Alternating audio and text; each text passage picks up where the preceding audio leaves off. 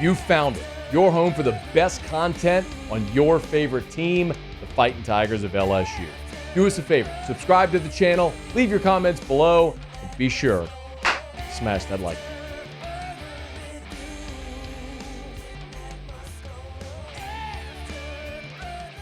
It's also watch list season, so every day the national awards will put out their watch list. Now, if you've been with the show for any length of time, you know my feeling on watch lists.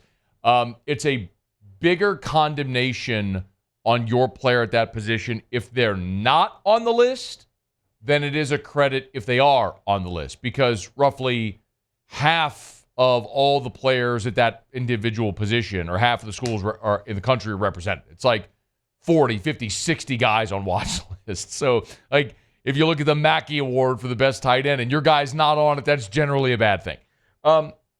But Tuesday, they released the Nagurski watch list, and the Nagurski goes to the best defensive player in college football. Glenn Dorsey won that award back in 2007. Of course, he was so outstanding that year. Throughout his entire career, but he was outstanding in 2007.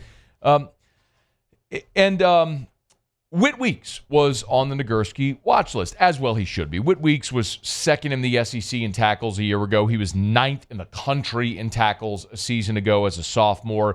His PFF grade was a 71.7. Truthfully, Whit Weeks and Anthony Hill from Texas are 1A, 1B, the best linebackers in the SEC, and on the short list of the best linebackers in college football. So, yeah, Whit Weeks is a guy that everyone's going to be watching for national awards. Certainly the Butkus, the best linebacker in college football, and awards like the Nagurski, which go to the best defensive player in college football. But I started thinking about a player that isn't on the preseason watch list that was a year ago and could very well be in that running at the end of the season, and it's Harold Perkins.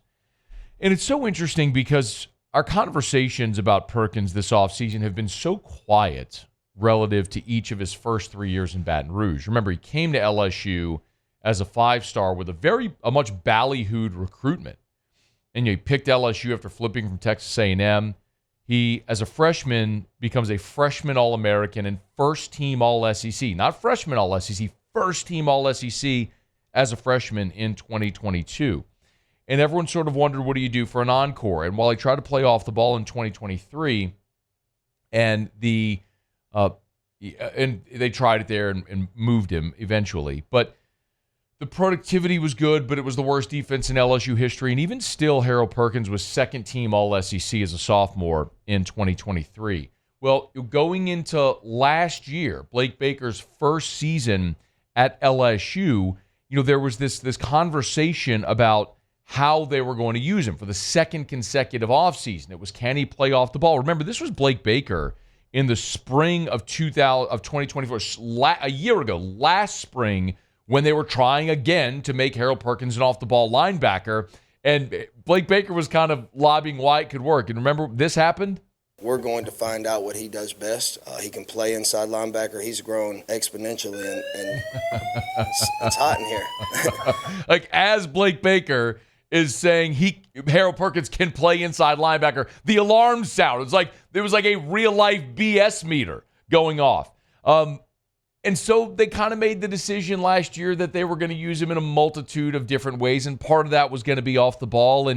And during that fall, Blake Baker was talking about all the different ways that they planned on using Harold Perkins. I think you can use Harold in a variety of different ways. I think we have to start him somewhere and get him really good at that. But he's so explosive. He's got an innate ability to really turn the edge. He's a really good blitzer, as we're finding out this spring on the inside.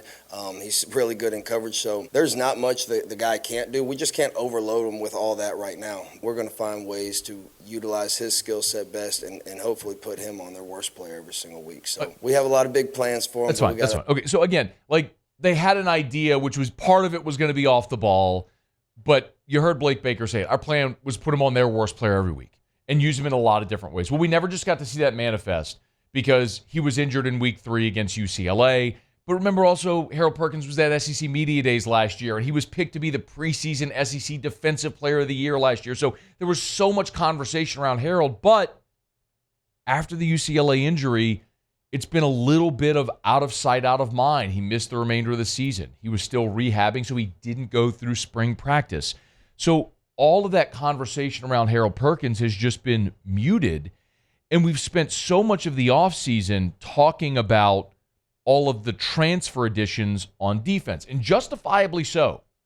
Adding Patrick Payton and Jamari Butler and Jack Pyburn and Jakeem Jackson and Mansour Delane and A.J. Halsey and Tamarcus Cooley and Sadir Mitchell, like adding all these, Bernard Gooden, adding all those guys defensively has dramatically improved your talent level defensively. It's not even debatable. But we haven't talked much about the guy who might actually be the most impactful guy if he's able to revert to his freshman form. Because if Harold Perkins is able to replicate the level of dominance and impactfulness he had back in 2022, well, that's the most significant addition, because while he was on your team last year, he didn't play, in 11 or 9 of your games. So when Blake Baker was meeting with reporters this spring, so again, a year after he was talking about Harold Perkins playing off the ball and the sirens, the alarm sounded, Blake Baker's talking to media this spring about why they've made the decision now to move Harold Perkins to the star position. I just think the star is so versatile. And quite frankly, we sat down at the end of the year and I said, where are you most comfortable? And he said the star. And so he's got that capability to still allow us to be flexible from a coverage standpoint. But I do think that he's a really, really good space player. I think, again, with that position, you're able to do a lot of different things with him. And so it'll also keep offenses not necessarily knowing where he's going to line up every single snap, whether it be pressure, whether it be coverage, whether it be on the line of scrimmage. So we're able to do a lot of different things. That's kind of like the little secret sauce in this defense. The more position flexibility that guy gives you, the more versatile we can be on defense. It's a very similar thing that Blake Baker said a year ago when they were going to try to use him in a lot of different ways. We just never got to see it manifest. But I want to remind you this. I'm not picking on Major Burns, but this is a fact. In 2024, Major Burns, his PFF grade was a 57.5. That was the second lowest among your starters. 57.5. The only lower was Jordan Gilbert at 53.2. Look, the back end of your defense was atrocious a year ago. And remember, Jordan Gilbert was playing with one arm. He dislocated his shoulder. He spent the whole season playing with a harness and with one arm and had off-season shoulder surgery, and he missed spring as a result of it. So you put a big asterisk next to Jordan Gilbert because he's playing a physical position with one arm.